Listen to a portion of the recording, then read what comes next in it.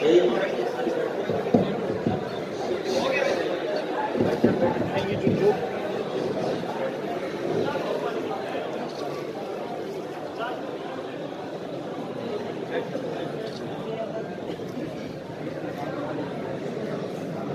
الله الرحمن الرحيم الحمد لله وكفى والصلاة والسلام على سيد الرسل وخاتم الأنبياء أما بعد باب قول الله تعالى ونضع الموازين القسط ليوم القيامة وأن أعمال بني آدم وقولهم يوزن وقال مجاهد رحمه الله القسطاس والعدل بالرومية ويقال القسط مصدر المقسط وهو العادل وأما القاسط فهو الجائر.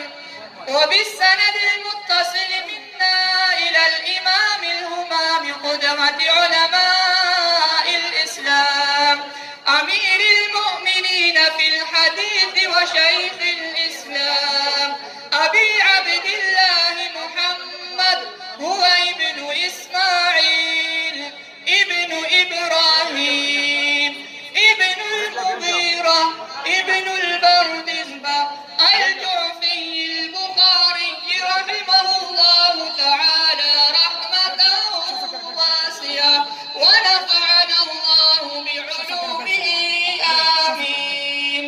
قال حدثنا أحمد بن وشكاب قال حدثنا محمد بن فضيل عن عمارة بن القعقاع عن أبي زرعة عن أبي هريرة رضي الله تعالى عنه قال قال النبي صلى الله عليه وسلم كلمتان حبيبتان إلى الرحمن خفيفتان على اللسان ثقيلتان في الميزان سبحان الله وبحمده سبحان الله العظيم.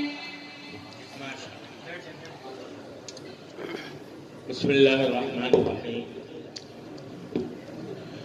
الحمد لله رب العالمين والصلاة والسلام على سيدنا ومولانا محمد خاتم النبيين وإمام المرسلين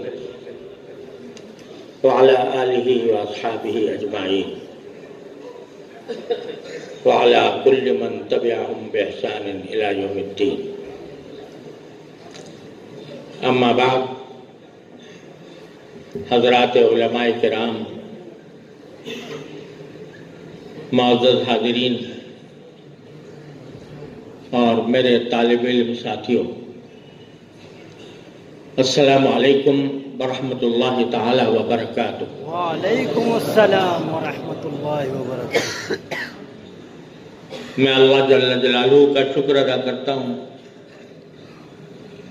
کہ آج ایک مرتبہ پھر اس مبارک مدرسے میں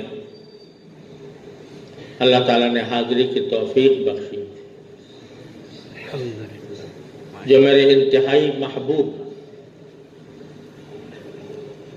بزرگ شیخ القرآن حضرت مولانا غلام اللہ خان صاحب قدس اللہ تعالیٰ سرہ کی یادگار اور ان کا عظیم صدقہ جاریہ ہے، اور الحمدللہ اس بات کی بڑی خوشی ہے کہ ان کی وفات کے بعد ان کے لائق و فائق فرزند حضرت مولانا اشرف علی صاحب دامت برکاتہم، جو میرے شیخ الشیخ کے ہم نام ہیں، وہ اس مدرسے کی خدمت اور آبیاری کر رہے ہیں، اور اللہ تعالیٰ کے فضل و کرم سے حضرت شیخ القرآن کا فیض ان کے ذریعے جاری ہے۔ اللہ تعالیٰ اس کو ہمیشہ قائم و دائم رکھے۔ حضرت شیخ القرآن قدس اللہ تعالیٰ سرہ کی شخصیت انتہائی محبوب شخصیت تھی، اور مجھے یاد نہیں ہے کہ کبھی حضرت مولانا کراچی تشریف لائے ہوں اور ہمارے دارالعلوم حاضر نہ ہوئے ہوں۔ حضرت والد ماجد رحمۃ اللہ علیہ بھی ان سے بڑی شفقت اور بڑی محبت فرماتے تھے، اور بے تکلفی بھی تھی۔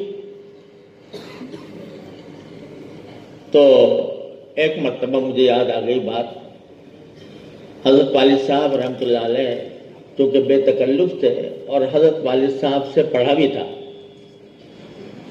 اس واسطے ایک مرتبہ میرے والد ماجد رحمۃ اللہ علیہ نے حضرت سے فرمایا، مولوی غلام اللہ، اور میں کل یہ بتا چکا ہوں کہ مولوی بہت بڑی نعمت ہے۔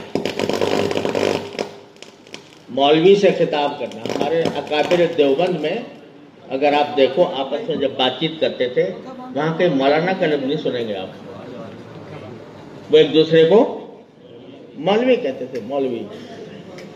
اور یہی سب سے بڑی نعمت تھی، کل میں اس کی تھوڑی تفصیل دوسری جگہ بیان کر چکا۔ تو کہنے لگے حضرت والد صاحب، بھائی مولوی غلام اللہ صاحب تم ذرا تھوڑے سخت زیادہ ہو گئے ہو، تھوڑی سی نرمی کیا کرو۔ تو حضرت نے فرمایا کہ حضرت مجھے ایسا سختی رہنے دیجئے، مجھے سختی رہنے دیجئے، خذوا بالحمى خذوا بالموت حتى يرضى بالحمى، مجھے اینٹ کا جواب پتھر سے دینے دیجئے، اور پھر لیکن میں ہوں آپ کے ساتھ۔ یہ بات فرمائی مجھے آج تک یاد ہے۔ میں بھی جب کبھی حاضر ہوتا تھا، راول پنڈی آنا ہوتا تھا، تو اکثر و بیشتر حضرت کی خدمت میں حاضر ہوتا تھا۔ اس زمانے میں میں اسلامی نظریاتی کونسل کا رکن تھا، تو اس زمانے میں بھی بکثرت حضرت کی خدمت میں حاضر ہوا کرتا تھا، اپنی کچھ کارگزاری سناتا تھا۔ حضرت والا اس کے اوپر شفقت فرماتے تھے، دعائیں دیتے تھے۔ تو الحمدللہ ہمارے اکابر کے درمیان محبت اور شفقت کا ایک ایسا رشتہ تھا، لازوال رشتہ، جس کو توڑا نہیں جا سکتا۔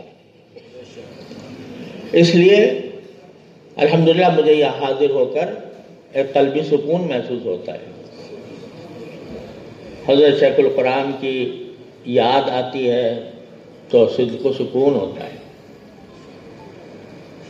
الحمدللہ اس لیے مجھے یہاں پر حاضری سے بڑی مسرت بھی ہے اور سکون بھی ہے۔ البتہ اب چونکہ وقت بہت کم رہ گیا، لہذا انشاءاللہ میں حسب فرمائش صحیح بخاری کے آخر باب تو انشاءاللہ پڑھوں گا، اور میرے عزیز طالب علموں کی طرف سے فرمائش آئی ہے کہ اجازت حدیث بھی دوں، انشاءاللہ وہ بھی کروں گا۔ البتہ ایک گزارش اس سے پہلے کرنا چاہتا ہوں۔ وہ گزارش یہ ہے کہ کچھ عرصے سے ختم بخاری کی تقریبات گلی گلی، محلے محلے، مدرسے مدرسے اس طرح شروع ہو گئی ہیں کہ مجھے ڈر لگتا ہے کہ کسی وقت یہ بدعت کا رخ اختیار نہ کر لیں۔ یہ بھی ایک عرس ہوتا جا رہا ہے، اور اس کا مجرم میں ہی ہوں کہ شاید سب سے پہلے میں نے فیصل آباد کے جامع امدادیہ میں حضرت مولانا نذیر احمد صاحب کے کہنے کی بنا پر ختم بخاری کے اجلاس میں شرکت کی تھی اور کئی سال کرتا رہا۔ اس وقت تک اتنا یہ کام پھیلا نہیں تھا، لیکن اب ختم بخاری کے اندر باقاعدہ لوگوں کو دعوت نامے چھپوا کر، اشتہار تقسیم کر کے، اور پھر لوگوں کو دعوت دے کر، اور پھر کہیں باہر سے کسی کو بلا کر ایک باقاعدہ اجتماع جو کیا جا رہا ہے، میری دردمندانہ گزارش یہ ہے کہ اس پر اب ہمیں نظر ثانی کرنی چاہیے۔ یہ وہ جگہ ہے جہاں سے بدعات کی جڑیں کٹی ہیں کہ نہیں؟ تو اگر یہیں سے اس بدعت کے خاتمے کا بھی اعلان ہو تو بڑی مہربانی ہوگی۔ یا میں کہتا تو نہیں کہ بدعت ہے، لیکن بدعت ہو جائے گی اگر زیادہ اس کا اہتمام ہوا۔ کیوں مولانا عبدالغفار صاحب؟ تو اس وجہ سے میری گزارش یہ ہے کہ بھئی آپ ذرا سوچیں، دارالعلوم دیوبند بھی ختم بخاری ہوا کرتا تھا، حضرت شیخ الہند کے بھی ہاں بھی ہوتا تھا، حضرت شاہ انور شاہ صاحب کشمیری رحمۃ اللہ علیہ کے ہاں بھی ہوتا تھا، حضرت مدنی رحمۃ اللہ علیہ کے ہاں بھی ہوتا تھا۔ کبھی آپ نے سنا کہ ان حضرات نے کوئی بہت بڑا جلسہ کیا ہو ختم بخاری دیکھیں؟ اس لیے کہ بعض چیزیں ابتدا میں خوشنما ہوتی ہیں، لیکن آگے چل کر ان کا جب التزام کیا جاتا ہے، اور اگر کوئی مدرسہ نہ کرے تو اس کو اچنبے نگاہ سے دیکھا جاتا ہے کہ اس نے ختم بخاری تو کرایا ہی نہیں۔ تو یہ التزام میں مالا یلزم، یہ خود بدعات کی ابتدا ہوتی ہے۔ تو میری گزارش یہ ہے کہ آئندہ سے میرے سارے اپنے بھائیوں دوستوں سے، مولانا عبدالغفار بیٹھے ہیں، یہ مولانا بیٹھے ہیں، مولانا ظہور علوی صاحب کے صاحبزادے بیٹھے ہیں، تو ان سب سے میری گزارش یہ ہے، اور انشاءاللہ میں اس کو پیغام کو آگے بھی پہنچانے کی کوشش کروں گا کہ اس کو بدعت نہ بننے دیں۔ دستار بندی ہوتی ہے، ہو جائے، لیکن صحیح بخاری کے ختم صحیح بخاری کے عنوان سے جو جلسے ہونے لگے ہیں، اس سے میں سمجھتا ہوں کہ اب ہمیں رکنا چاہیے۔ دوسری گزارش یہ تھی۔ تیسری گزارش یہ کہ میرے طالب علم ساتھیوں نے فرمائش کی ہے کہ میں اجازت حدیث دوں۔ میں اس کا اہل تو ہوں نہیں، لیکن تعمیل حکم اور تحصیل سعادت کے لیے میں سب سے پہلے حدیث مسلسل بالاولیہ آپ کے سامنے پڑھتا ہوں، تاکہ اس تسلسل میں آپ شریک ہو جائیں۔ اگرچہ طالب علم نے پہلی حدیث بخاری کی آخری حدیث پڑھ لی ہے، لیکن میں نے نہیں پڑھی، اس لیے تسلسل بالاولیہ میں اب بھی شمولیت ہو سکتی ہے۔ تو میں حدیث پڑھتا ہوں۔ حدثنی بھی الشیخ حسن المشاط المکی المالکی رحمہ اللہ تعالی والشیخ محمد یاسین الفادانی رحمہ اللہ تعالی والشیخ احمد الناخبی رحمہ اللہ تعالی، كل واحد منهم يرويه بإسناده إلى سيدنا عبد الله بن عمرو بن العاص رضي الله تعالى عنهما قال رسول الله صلى الله عليه وسلم الراحمون يرحمهم الرحمن۔ میرے ساتھ پڑھ لو، الراحمون يرحمهم الرحمن تبارك وتعالى ارحموا من في الأرض يرحمكم من في السماء يرحمهم من في السماء۔ وهذا أفضل حديث سمعته من هؤلاء الشيوخ الثلاث، وكلهم يقول هذا أفضل حديث سمعته من شيخي، ويستمر هذا التسلسل إلى سفيان بن عيينة رحمه الله تعالى۔ فأنا أجيزكم بهذا الحديث بهذا التسلسل كما أجيزكم بجميع ما أروي عن مشايخي في باکستان بل ہند بل بلاد العربیہ۔ تقبل اللہ تعالی منا ومنکم اجمعین، ونسأل اللہ سبحانہ وتعالی ان يرزقنا اتباع سنت نبی الکریم صلی اللہ علیہ وسلم۔ اب ہم یہ آخری باب ہے امام بخاری رحمۃ اللہ علیہ کی صحیح کا، اس کے بارے میں چند گزارشات پیش کر کے بعد پوری کروں گا۔ یہ آخری باب ہے کہ جس میں حضرت امام بخاری رحمۃ اللہ علیہ نے یہ فرمایا ہے کہ اللہ تبارک و تعالی نے اپنے قرآن کریم میں ہمیں متنبع فرمایا ہے کہ ہم قیامت کے دن انصاف کے لیے ترازویں قائم کریں گے۔ نضع الموازین القسط لیوم القیامہ فلا تظلم نفس شیئا۔ بھائی یہ صحیح بخاری کی درس کی مجلس ہے، اگر اس کو فوٹو تصویر سے پاک رکھے تو بڑی مہربانی۔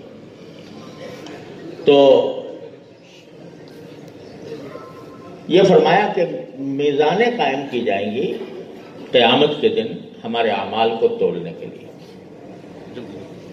اور اس کی تفصیل میں امام بخاری نے فرمایا وَأَنَّ أَعْمَالَ بَنِي آدَمَ وَقَوْلَهُمْ يُوزَنُ،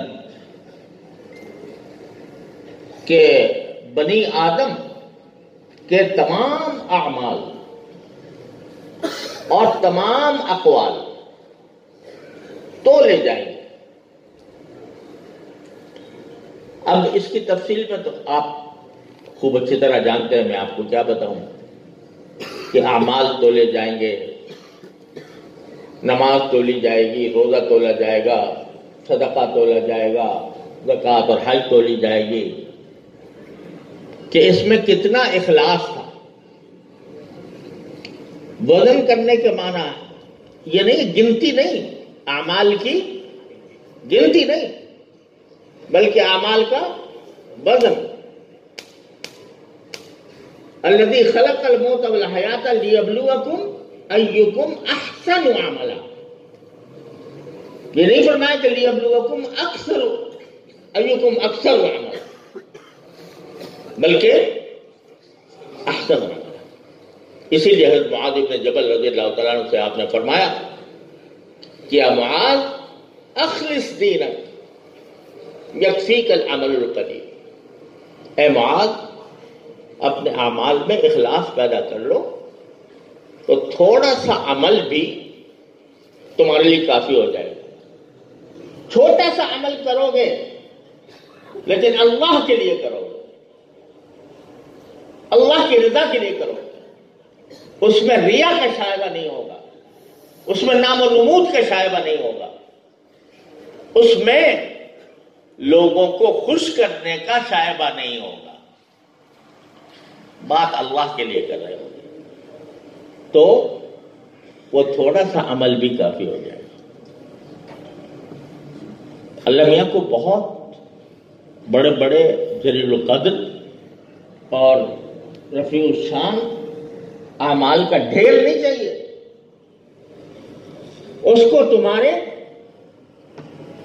تمہارے دل کی نیت اور اخلاص چاہیے۔ تو اس لیے یہ جو حدیث آتی ہے نا ان اللہ لا ينظر الى صورکم واعمالکم ولکن انظر الى قلوبکم، اللہ تعالیٰ تمہاری صورتوں کو نہیں دیکھتا، تمہارے یہاں تک کہ اعمال کو بھی نہیں دیکھتا، لیکن تمہارے دلوں کو دیکھتا ہے۔ بعض لوگ اس کا غلط مطلب سمجھتے ہیں، الٹا مطلب بتاتے ہیں کہ صورت میں چاہے پڑھ لو، چاہے داڑھی منڈا لو، چاہے صورتیں جو ہے وہ انگریز جیسی بنا لو اور عمل انگریز جیسا کر لو، نیت ہماری ٹھیک ہے۔ بہت سے لوگ کہتے ہیں کہ نہیں کہ بھائی ہمارے اعمال کو نہ دیکھو، ہمارے دل کی، ہمارا اللہ کا شکر ہے دل ٹھیک ہے۔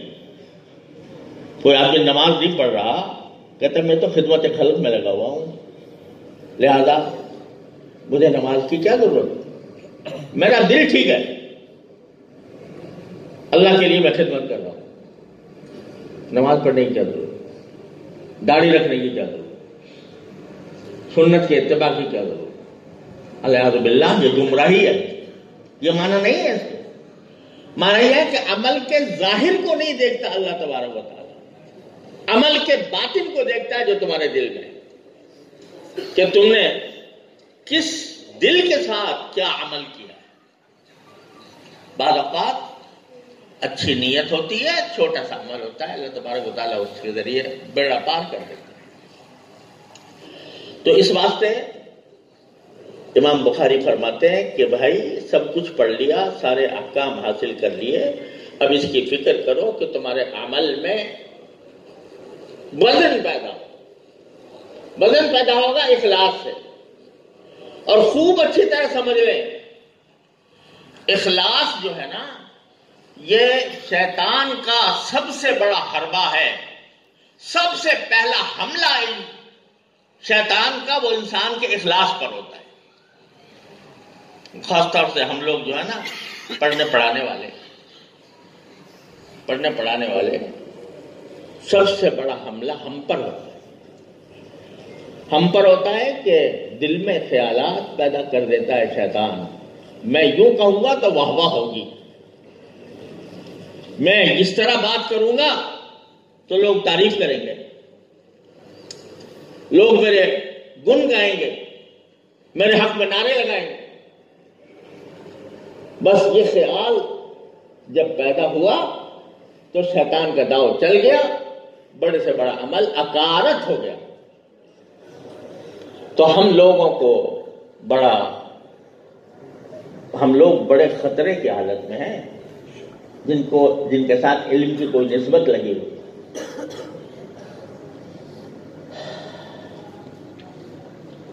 الناس كلهم حلقہ الا العالمون. سارے انسان تباہ ہیں سوائے علم رکھنے والے. والعالمون كلهم حلقہ الا العاملون. سارے عالم تباہ ہیں سوائے ان کے جو عمل کرتے ہوں اپنے علم. والعاملون كلهم حلقہ الا المخلصون. اور عمل کرنے والے بھی سب برباد ہیں مگر صرف وہ جو مخلص ہیں. بل مخلصون علی خطر عظیم. اور مخلصین جو ہیں وہ بڑے خطرے میں ہیں. کسی وقت بھی شیطان آ کر اس کا ڈاکہ ڈال سکتا ہے. تو اس لیے امام بخاری کا پیغام یہ ہے کہ اپنے ہر اعمال کو جائزہ لے کر دیکھو، اس میں کتنا وزن ہے اخلاص. اس سے آگے بڑھ کر فرمایا وَقَوْلَهُمْ يُوزَنْ. تمہاری زبان سے نکلے ہوئے قول کو بھی تولا جائے گا.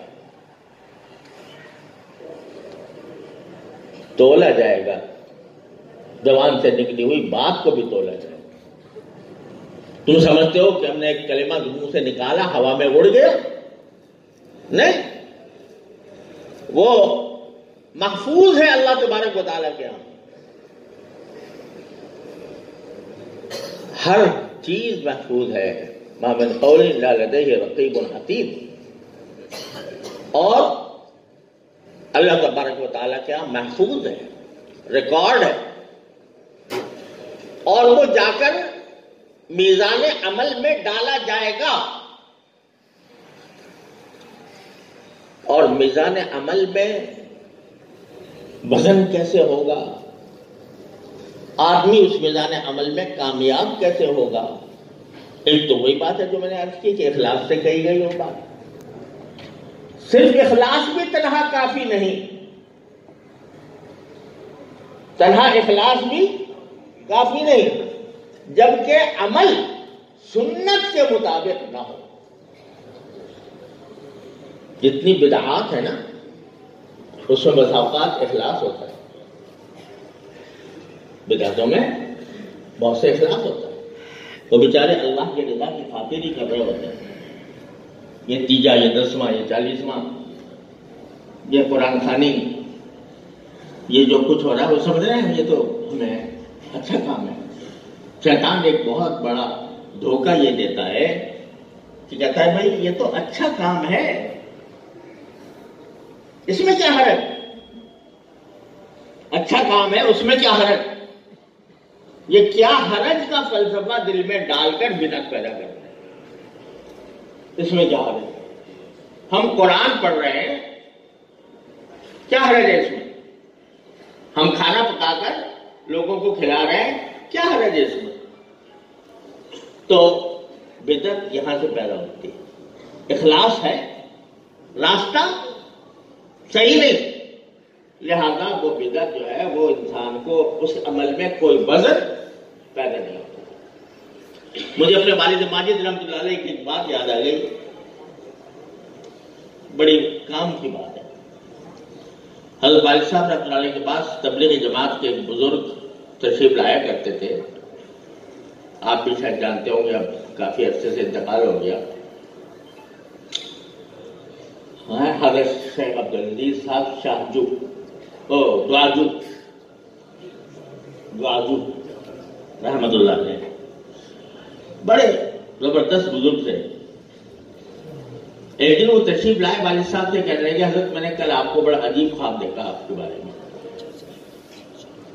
حضرت والد صاحب نے پوچھا بھائی کیا خواب دیکھا؟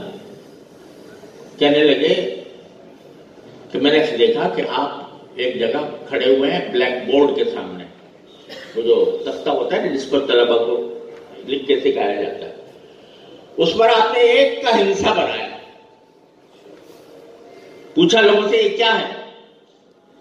اس نے کہا جی یہ 10 ایک ہے۔ ایک نقطہ دائیں طرف لگا دیا، پوچھا کیا ہو گیا؟ 10 ہو نقطہ۔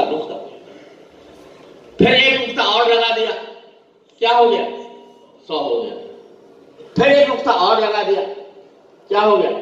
1000 اور لگا دیا، 10,000 اور لگا دیا، 1 لاکھ اور لگا دیا، 10 لاکھ۔ چلے یہ جو سارے نقطے جو ہیں، ایک ایک نقطہ جو ہے وہ 10 گنا بڑھا رہا ہے ایک کو، اب مٹا دو ان کو۔ اب وہی نقطہ بائیں طرف لگایا، تو پوچھا کیا ہوا؟ کہ یہ تو آشاریہ 1 ہو گیا۔ آشاریہ 1 کے کیا معنی؟ 1 کا بھی 10واں حصہ اور لگاؤ، تو 100 وہ ایک اور لگا دیا، تو کیا ہوا؟ 100واں حصہ ایک اور لگا دیا، کیا ہو گیا؟ 1000واں حصہ اور لگا دیا تو 10,000واں حصہ۔ تو دائیں طرف جو تم نقطے لگا رہے ہو اس سے ہر نقطے پر 10 گنا بڑھ رہا ہے، اور بائیں طرف جو نقطے لگا رہے ہیں اس سے 10 گنا گھٹ رہا ہے۔ دائیں طرف جو نقطے لگ رہے ہیں یہ سنت ہے، اور بائیں طرف جو نقطے لگ رہے ہیں یہ بدعت ہے۔ دیکھنے میں وہی نقطہ ہے لیکن بائیں طرف لگ گیا، تو اس نے اس کو بدعت بنا۔ تو اگر غلط طریقے سے ہو، غلط طریقے سے مراد یہ کہ جو ما انا علیہ واصحابی سے گزرا ہوا ہو، تو وہ چاہے دیکھنے میں اچھا عمل معلوم ہو رہا ہو، وہ اللہ کے ہاں اس کی کوئی قدر و قیمت نہیں۔ میں مثال دیا کرتا ہوں کہ اگر آدمی کو مغرب کی 3 رکعتیں ہوتی ہیں، کسی کے دماغ میں خیال آئے کہ یار یہ 3 رکعتیں جو ہیں یہ تو کچھ اور قسم کا عدد ہے، پورا 4 کرنا چاہیے، تو 3 کے بجائے وہ 4 رکعتیں پڑھ لیتا ہے مغرب کی۔ بتاؤ اس نے کیا برا کیا؟ کچھ قرآن زیادہ پڑھا، کچھ ذکر زیادہ ہوا، ایک رکوع زیادہ کیا، 2 سجدے زیادہ کیے، درود شریف پڑھا، تو بظاہر تو سب کیا ہے؟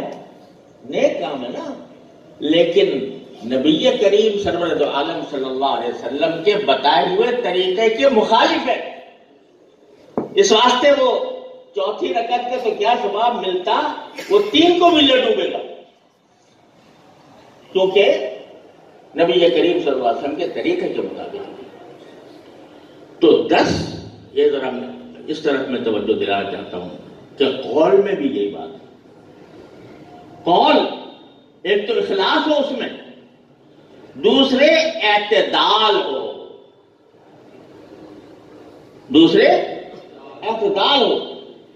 حق سے نہ کم نہ زیادہ، حق سے 1 درجہ کم نہ ہو، 1 درجہ زیادہ نہ ہو۔ اگر کوئی شخص غیرت حق کے نام پر کوئی کلمہ اعتدال سے نکلا ہوا کہہ دیتا ہے تو وہ اعتدال سے نکلا ہوا کلمہ بھی وزن ہوگا اللہ تبارک و تعالیٰ۔ تو اس لیے یہ ہم لوگوں کے لیے بہت بڑی خطرے کی گھنٹی ہے جو امام بخاری بجا رہے ہیں۔ قول بھی وزن ہوگا، عمل بھی وزن ہوگا، قول بھی وزن ہوگا، اور خاص طور سے اب تم پڑھ کے جا رہے ہو، صحیح بخاری پڑھ کے تمہارے سر پر دستار فضیلت رکھی جائے گی اور اس کو لے کر تم عالم کی رہنمائی کے لیے نکلو گے۔ تو اب تمہاری ہر بات جچی تلی ہونی چاہیے، وہ ایک آنچ ادھر کم نہ ہو اور ایک آنچ زیادہ نہ ہو، تب اس میں وزن پیدا ہوگا، تب وہ کہیں تمہیں انشاءاللہ نہ تمہارے نجات کا ذریعہ ہو۔ اب تم پر ذمہ داری آ رہی ہے صرف کسی ایک گروہ کی نہیں، کسی ایک جماعت کی نہیں، کسی ایک مسلک کی نہیں، پورے عالم اسلام کی ذمہ داری تمہارے کندھوں پر آ رہی ہے۔ تمہیں یہ دیکھنا ہے کہ عالم اسلام کو اس وقت کیا چاہیے۔ ساری دشمنوں کی طاقتیں اکٹھی ہو کر تم پر حملہ آور ہے، فلسطین میں تم پر حملہ آور، کشمیر میں تم پر حملہ آور، برما میں تمہارے اوپر حملہ آور، الجزائر اور لیبیا میں تمہارے اوپر حملہ آور، عراق میں تمہارے اوپر حملہ آور۔ اور حملہ آور کس وجہ سے ہوئی ہے؟ حملہ آور اس وجہ سے ہوئی ہے کہ تم نے اپنے اتحاد کی رسی کو تھامے نہیں رکھا۔ واعتصموا بحبل اللہ ولا تفرقوا کو تم نے اپنے سامنے نہیں رکھا، تم نے ایسے کام شروع کر دیے جو مسلمانوں میں تفریق کا باعث بنے، جو مسلمانوں کو ایک دوسرے سے کاٹے۔